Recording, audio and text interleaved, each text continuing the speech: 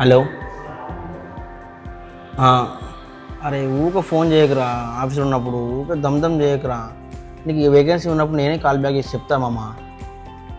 సరే ఉంటున్నా, బాయ్. ఏమైంది ఉదయ్, ఊకే ఫ్రస్ట్రేట్ అవుతున్నావు? ఏం లేదు కీర్తి గారు, మా ఫ్రెండ్ ఇద్దరం ఒకటిసారి బీటెక్ కంప్లీట్ చేసినాం. నాకు జాబ్ వచ్చింది, వాడికి రాలేదు.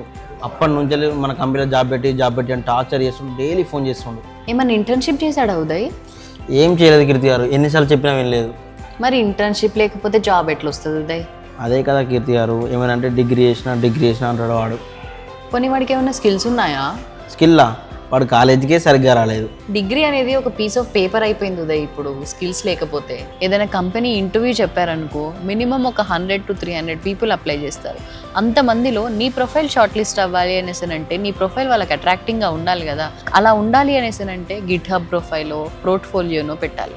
ఇవి నువ్వు ఎప్పుడు పెట్టచ్చు? ఏదైనా కంపెనీలో ఇంటర్న్షిప్ చేస్తే నీకు పెట్టుకోవచ్చు. సాఫ్ట్వేర్లో కూడా ఇంటర్న్షిప్ చేయడం మ్యాండేటరీ కీర్తి గారు? మెడికల్ ఫీల్డ్ వాళ్ళు, ఫినాన్స్ ఫీల్డ్ వాళ్ళు ఇంటర్న్షిప్ చేయండి ప్రాక్టీసే పెట్టరు. మరి అలాంటప్పుడు సాఫ్ట్వేర్ వాళ్ళకి అవసరం లేదా ఇంటర్న్షిప్? ఇంతకుముందు సాఫ్ట్వేర్లో ఇంటర్న్షిప్పే లేదు కదా. నేచర్ అండ్ మార్కెట్ చాలా బ్రూటల్గా చేంజ్ అవుతాయి ఉదయ్. వాటితో పాటు మనము చేంజ్ అవ్వాలి. ఇప్పుడు ఏ ఫీల్డ్లో అయినా కానీ ఇంటర్న్షిప్ మ్యాండేటరీ.